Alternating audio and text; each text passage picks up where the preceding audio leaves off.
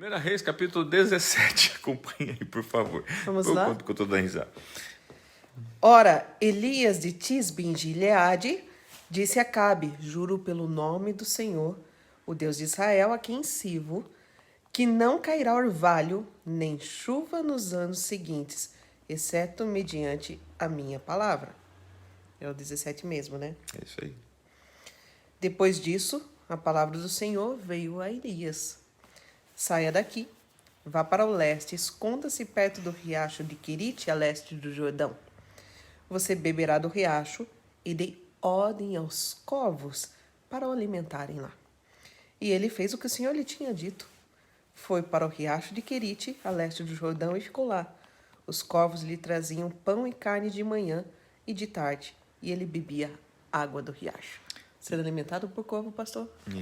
Só quero chamar a atenção aqui do final do capítulo 16, que nós encerramos. Isso. Né, lá então com Acabe, né, assumindo, né, o lugar do seu pai, né, Honre, né, e citando ali que foi um dos piores reis de Israel, porque inclusive ele casa, né, com uma mulher chamada Jezabel, né, e então que era uma Sidônia, né, e então agora nós vamos ver aqui que Deus levanta um profeta, é o profeta Elias. Você vai ver que a partir do capítulo 17, gente, até praticamente a segunda Reis vai falar.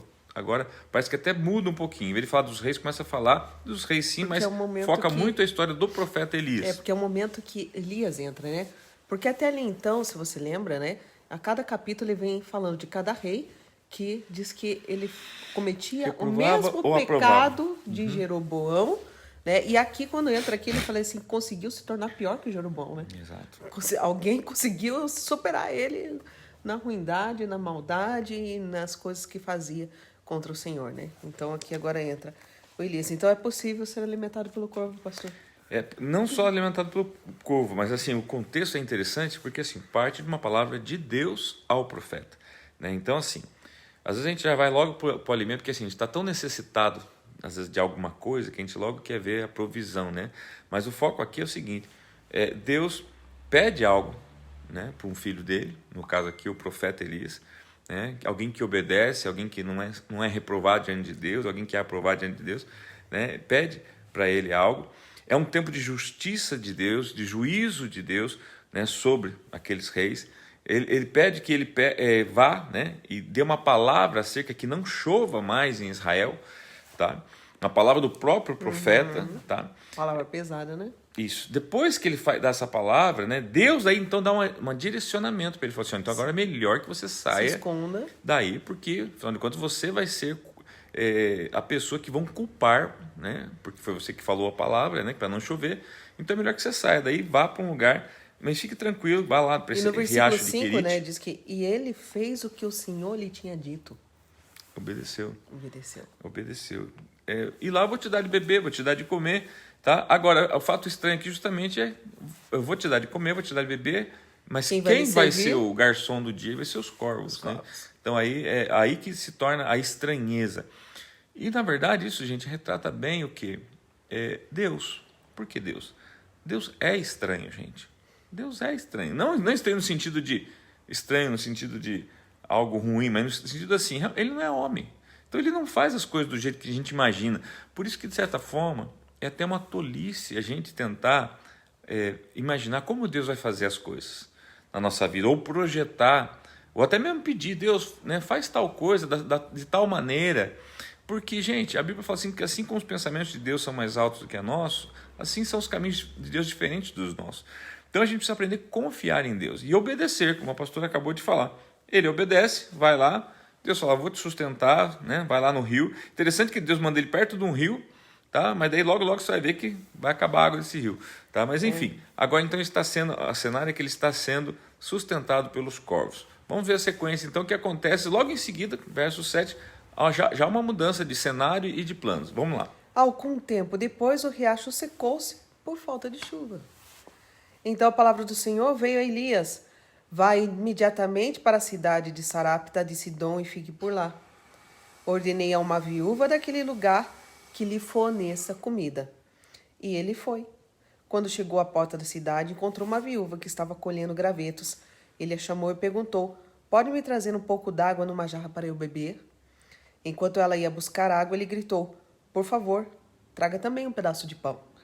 Mas ela respondeu, juro pelo nome do Senhor teu Deus que não tenho nenhum pedaço de pão, só um punhado de farinha num jarro e um pouco de azeite numa botija.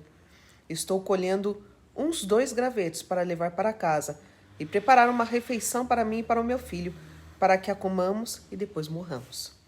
Elias, porém, lhe disse, não tenha medo. Vá para casa e faça o que eu disse.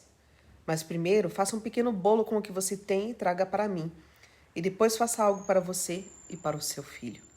Pois assim diz o Senhor, o Deus de Israel, a farinha na vasilha não se acabará, e o azeite na botija não se secará, até o dia em que o Senhor lhe fizer chover sobre a terra. Ela foi e fez conforme Elias lhe dissera. E aconteceu que a comida durou muito tempo para Elias e para a mulher e sua família. Pois a farinha na vasilha não se acabou e o azeite na botija não se secou, conforme a palavra do Senhor proferida por Elias.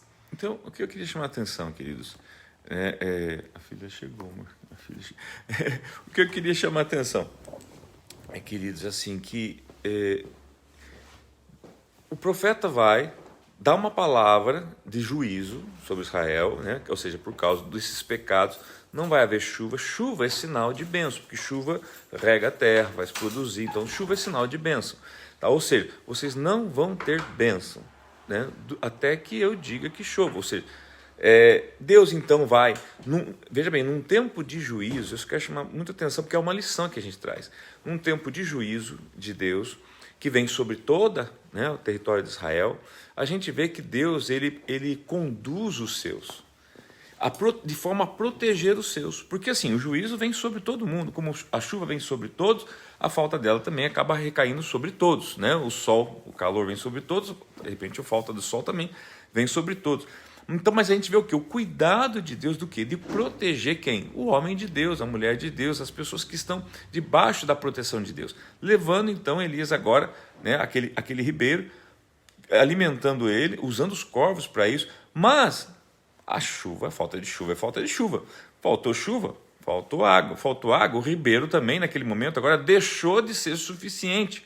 Então pode ser que Deus até cuidou de você até este momento, mas de repente agora aí secou alguma fonte. Você fala, meu Deus, e agora? Vou me desesperar? Não, gente, é fruto, secou essa fonte porque é fruto ainda da justiça de Deus, do juízo de Deus que está sobre toda a terra, mas não se preocupe, o mesmo Deus que te mandou para esse ribeiro que agora secou, vai te mandar para outro lugar. Agora, a estranheza está, pastor, em ver agora Deus mandando ele para Serepta, que é uma cidade dos Sidônios, tá? Então, ou seja, fora, né, de Israel, fora, assim, um povo pagão, né, para ele ser sustentado agora por uma viúva. Olha os fatos agora estranhos, isso. Sidônia, né, não é israelita. Então, olha, por isso que eu falo, parece que Deus usando o contraditório, Deus usando o contrário, é estranho mesmo, tá? E agora, chegando lá ainda, ele pede a água, ela vai buscar, então, quer dizer, a água tinha, mas quando ele pede um pedaço de pão, né, ali ele percebe o quê? Que a seca também já tinha atingido aquele lugar, porque ele não tinha mais o que comer. Aquela mulher não tinha mais o que comer. Então, assim, qual a estranheza que está aí? Meu Deus, então agora Deus parece que... Será que Deus errou? Será que Deus mandou para o lugar errado? Será que Deus mandou a gente para o lugar errado, pastor? Será que é o que a gente está fazendo hoje? Parece que tá algumas coisas que não estão dando muito certo. Será que Deus errou? Né? Ou será que faz parte de um processo de Deus, tá? Uma obra que Deus está realizando? Porque veja bem, então agora o que acontece? Aquela mulher sinceramente fala assim, olha, desculpa, né? A água eu até estou indo buscar, mas o pão não temos, eu só tenho uma vasilha com um punhado de farinha. Para mim e para o meu filho. Um pouquinho de azeite, então vamos fazer um pão para comer e morrer. Vou pegar uns gravetos ali. Daí ele falou, não, tudo bem, só que primeiro então faça, né? Traga para mim e depois você e seu filho comem. Outra estranheza, tá? Por quê? Puxa, que era dela falar assim, mas espera aí, você não entendeu a parte que eu te disse que eu só tenho para mim e para o meu filho? Você está dizendo... Faça para mim primeiro e depois faça... E imagina se fosse hoje, as pessoas iam dizer assim, meu Deus, que insensibilidade deste homem de Deus. Em vez de olhar primeiro para o pobre, para o oprimido, para aquele que está necessitado, quer tirar do necessitado, quer tirar de mim. Primeiro para ele, só porque é um homem de Deus. Aí que tá, gente. Tem coisas, né, que, veja bem, aqui na verdade é quase que uma paráfrase, pode-se dizer assim, ou uma... da multiplicação dos pães. Você pode enxergar multiplicações dos pães, ou seja, as coisas para receberem virtude têm que passar nas mãos do Cristo, do homem de Deus. Ou seja, Deus tem que abençoar as coisas. A maneira de Deus abençoar esta mulher, que era de Serepta, de Sidônia, viúva, que não tinha mais nada, era de certa forma consagrar o pouco que tinha. Passando pela mão do homem de Deus, na verdade a gente confunde, né, o Elias, o homem, mas na verdade era o homem de Deus, era o quê? Na verdade ela estava dando a Deus, né? Ela estava dedicando a Deus, né, parte daquilo. E não tem como você não dividir os seus 5 pães e 2 peixes e aquilo não ser multiplicado em 12 cestos de pedaços de pães. Por isso que ela, realmente o que ela tinha era para ela e para o filho dela comer, e era só aquilo. Ela Mas usou quando ela crer naquilo. passou pela mão, né, de Deus, ou do homem de Deus, né, aquilo se multiplicou. Né? E daí é justamente o que o texto fala, que enquanto, né, ele teve ali, eles não faltou nem o óleo, nem a farinha daquela botija para ambos, tanto o profeta, quanto a mulher, quanto o seu filho. Tá? São lições, queridos, que a gente precisa extrair. Detalhe, tudo isso em meio a uma grande crise mundial, né, pela falta de chuva, que era provocada por um juízo de Deus, né, talvez aí correlacionando hoje aí a pandemia, um juízo de Deus, mas Deus cuida dos seus, Deus livra os seus e vai usar quem Ele quer, aonde Ele quer, do jeito Ele quer, das formas mais diversas possíveis. Agora, o que não podia faltar aqui era a fé do homem de Deus, né? E fé da mulher, que não podemos dizer que era mulher de Deus, porque ela sequer era uma israelita. Chama atenção aqui, você vê a obediência mas ela criou de Elias, no profeta. Porque Deus vai mandando, você vai para cá, Elias vai para lá. Daí Deus fala assim, então agora tem escassez aqui, agora você vai para lá. E ele vai obedecendo, ele não questiona. É o exemplo de fazer a vontade de Deus. Fazer a vontade de Deus. Ele não fala assim, Deus, mas lá também tá, o negócio tá feio lá. Não, ele não, ele assim, poderia dizer assim, ó, eu não vou me misturar com sidônios, eu não vou para Serepta não está em qualquer outro lugar de Israel, né? Então aquela coisa, o que eu vou fazer lá? Outra, sustentado por uma viúva, não faz sentido. Porque assim, não é o local, não é a pessoa, é quem Deus é. E a obediência vai atrair a bênção aonde você estiver. Exato. Você entendeu? Então a bênção, ela vai atrair a bênção. Né? Então, aliás, a obediência, ela vai atrair a bênção sobre a sua vida. Independente do lugar, independente da pessoa. Só fazer uma correlação aqui, né? Assim, você vê, ele teve que conviver com a ideia de ser agora sustentado por uma viúva, né? O profeta, o homem de Deus. E quem conhece o profeta sabe que o profeta normalmente já é meio orgulhoso. Não é orgulhoso, é meio, né, aquela coisa assim, né? Eu sou o profeta e tal. Agora ser sustentado por uma viúva. Jesus, ele foi sustentado por quem o ministério de Jesus, gente? Por mulheres. Jesus não teve um empresário que bancou ele, uma igreja que bancou ele, uma sinagoga que bancou ele. Ele foi sustentado por mulheres. Exatamente. Que acompanhavam. Ele foi um aproveitador? Não, gente. Vontade de Deus. Né? As mulheres, elas são mais sensíveis que os homens. Né? Então Deus usa quem quer, como quer, a hora que quer. Sabe? Então isso que a gente precisa entender. Tá? Mas vamos lá, vamos dar continuidade. Algum tempo depois, o filho da mulher, dona da casa, ficou doente. Foi piorando e finalmente parou de respirar. E a mulher reclamou a Elias. Que foi que eu te fiz, homem de Deus? Vieste para lembrar-me do meu pecado e matar o meu filho? Dê-me o seu filho, respondeu Elias. Ele o apanhou dos braços dela, levou-o para o quarto de cima onde estava hospedado e o pôs na cama. Então clamou ao Senhor. Ó Senhor, meu Deus, trouxeste também desgraça sobre essa viúva com quem estou hospedado, fazendo morrer o seu filho? Então ele se deitou sobre o menino 3 vezes e clamou ao Senhor. Ó Senhor, meu Deus, faze voltar a vida a este menino. O Senhor ouviu o clamor de Elias e a vida voltou ao menino e ele viveu. Então Elias levou o menino para baixo, entregou a mãe e disse, veja, seu filho está vivo. Então a mulher disse a Elias, agora sei que tu és um homem de Deus e que a palavra do Senhor, vinda da tua boca, é verdade. Gente, agora sim, quando a gente pensa que a coisa tá ruim, não pode ficar pior, então a gente vê que desgraça é pouco, é bobagem, né? Porque fora tudo que estava acontecendo, agora então a única fonte que estava ali, né, jogando uma água, que era uma fonte já de milagre, que era uma viúva e o seu filho, agora o menino fica doente, a criança fica doente, tá? E para piorar a coisa, a criança morre, tá? E agora então essa mulher chega, pro profeta e fala assim para ele, né? Homem de Deus, né? Tipo assim, né? O que eu fiz para você, né? Para que fora você viesse aqui para me lembrar do meu pecado e aqui então traz para nós a luz do qual tem que ser o meu encargo e o teu. Nós não temos, nosso encargo não é apontar pecado, mas o nosso encargo é que à medida que caminhamos e temos comunhão com as pessoas, elas sejam confrontadas com o pecado delas, entendeu? Constrangidas pelo Espírito Santo que habita em nós, não por nós. Em nenhum momento a gente vê no texto ele dizendo, você está vivendo isso, você não tem mais nada por causa disso. Não precisa. Mas quando ela viu multiplicar as coisas, ela falou, puxa, existe um Deus, existe um homem de Deus e existe pecadores. Então ela foi confrontada.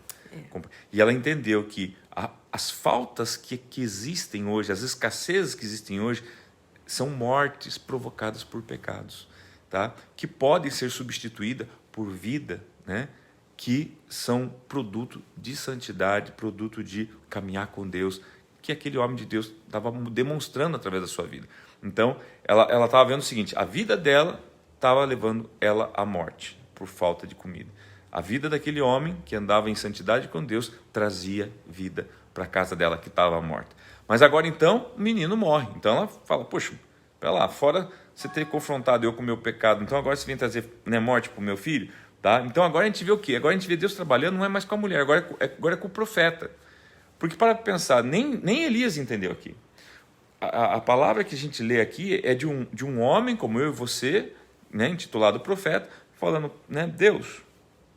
Né? O que falhou? O que aconteceu? O que deu errado? Né? Por que o menino morreu? Tá? E pede o menino, leva o menino para cima, né? Onde ele estava hospedado. A Bíblia fala assim que ele clama a Deus e fala assim, o texto fala assim que Deus ouviu o clamor de Elias, versos 22, e a vida voltou ao menino e ele viveu. Pergunta é, se Elias não tivesse clamado, o menino teria revivido? Não. Deus teria recolhido o menino. Deus ouviu o clamor do profeta, né? Que, por sua vez, sem entender, talvez até aqui, né? Talvez até ele não perguntou para Deus qual que é a tua vontade, simplesmente ele falou, Deus, eu não estou entendendo, né? E orou bem claramente, Senhor, eu preciso que esse menino ressuscite, eu preciso que o Senhor, né, torne a vida desse menino. Tá? Ele deita uma vez, nada acontece, 2 vezes, nada acontece, na 3ª vez, a Bíblia fala assim que Deus então faz com que o menino então acorde. Tá? Então, assim, imagina a experiência que Deus está dando agora para o profeta, para a mulher, para o menino. Tá? E eu digo para você, a vontade de Deus, irmãos, foi que esse menino morresse. E morreu. Porque para Deus, para nós, morte é uma coisa ruim. Para Deus, morte é levar para casa, levar para perto dele. Tá? Mas veja bem, porque o profeta clamou, tá? Porque não estava entendendo, porque tinha que dar uma resposta para a sociedade, porque não sei o quê. Deus também é fiel para responder os seus profetas. E tornou, né, a vida. O que a gente não sabe é depois desse menino aqui, o que ele deu na vida. Espero não ter se perdido, espero ter sido um grande homem de Deus, né? Porque imagina, ressuscitar já estava num ambiente de milagre, né? Eu acredito que até a sua morte ele estaria com o Senhor. Mas, enfim, não vamos entrar nesse mérito agora. Mas, enfim, o que eu quero chamar a atenção é isso, que a nossa vida é assim. Né? Nós somos profetas de Deus. A Bíblia fala que nós somos reis e sacerdotes. Nós estamos aqui para reinar os ministérios profético, pastoral, mestre, evangelistas, pastores, mestres. Então, assim, nós precisamos compreender que obediência, foi o que a pastora apontou lá no início, obediência à voz de Deus, tá? Não vai fazer muito sentido todas as coisas, porque, volto a dizer, às vezes Deus manda você sair do teu Israel para ser sustentado por corvos, às vezes sustentado por viúvas, às vezes para revelar ele em outras nações, né? Em outros povos, em outros bairros, em outra fronteira, tá? Por pessoas que você não conhece, enfim, menos favorecidas ou desfavorecidas, enfim. Deus é Deus, por isso que Deus é Deus. Gente, aqui é momento de fé, é momento de crer. E a parte dela, né, de crer, né? Porque ela podia não ter acreditado disso. Falei assim, não. Eu falei assim, olha, eu vou fazer para o meu filho, tipo... E encerrou o capítulo com essa palavra, porque o verso 24, porque eu achei que ela tinha crido já quando ela faz a comida e dá para o profeta. Mas ali, irmãos, pode ser que ela fez de medo, porque ele era homem, ela era viúva, as viúvas e os órfãos eram já existia naquela época uma discriminação, era uma espécie de subgrupo. Ele era homem, com quem diz, ele pode vir me matar, fazer mal para mim, para meu filho, alguma coisa assim. Então, deixa eu fazer, repartir, fazer o quê? Porque ele deu uma palavra imperativa. Faça primeiro para mim. Tipo assim, a Bíblia diz que ela foi e fez, mas não diz que ela concordou, ela deu, ou ela fez porque creu, né, que ele era um homem de Deus. Ela também obedeceu. Talvez fez por obediência. No 24 fala que agora sei que é um homem de Deus. E que a palavra do Senhor vinda da tua boca é a verdade. Quando ela viu que ele ressuscitou, então aquilo ali... Por isso que e daí me vem o seguinte, será que também isso que aconteceu com o filho não foi justamente porque ela cresce? Algo que Deus provocou, porque ainda ela não tinha crido. Porque ela ainda não tinha crido. Eu preciso mostrar para ela que esse homem é um homem de Deus. E olha só, pastora, ela estava vivendo e comendo do milagre de Deus, mas não tinha crido. Não tinha crido. Quantos de nós estamos todo dia vivendo, comendo do milagre de Deus, porque você acorda todo dia por um milagre, você trabalha, você é livre todo dia, você volta para casa, são e salvo, enquanto muitos não voltaram, saíram, pegou uma bala perdida, um atropelamento, um Covid, qualquer outra coisa, mas você não, você vive o milagre todo dia, mas ainda não reconhece. Daí o que aconteceu? Deus então permitiu que ela tivesse uma experiência com o filho dela, né? E após essa experiência acontecer, onde precisa ter um profeta, uma pessoa de Deus para crer, para clamar e para executar ali o milagre de Deus, né? Porque ficou bem claro que se ele não tivesse clamado, Deus não teria voltado a vida para o menino. Deus obedeceu o clamor do profeta, tá? O menino volta e agora sim, então agora ela crê. Então agora nós encerramos o capítulo 17, verso 24, com uma viúva sidônia, né, de Serepta, crendo. Então, e seu filho agora, vivo, ressuscitado. Não precisa passar pela... Para quê, gente? Para que ter que passar pela morte para crer? Não, já crê já. Por isso que a Bíblia já nos dá a oportunidade de nós morrermos em Cristo, no batismo, para a gente não ter que passar pela... Crer no milagre de você estar vivo, de você ter levantado hoje, de ter aberto seus olhos. É isso aí, agradeça a Deus. Agradeça a Deus por isso, esse é o milagre do seu dia. E assim, talvez você não esteja entendendo o que você está vivendo, passando, o porquê de algumas provas, mas confia em Deus. Confia e reparte o que você tem, Senhor. Porque aí está a multiplicação. Você vai ver que o azeite da botija não vai se acabar, muito menos a farinha. Exatamente. Então não retenha o que tem nas suas mãos. Você veja que não vai faltar, vai se multiplicar. É o grande mistério do milagre da multiplicação, a divisão.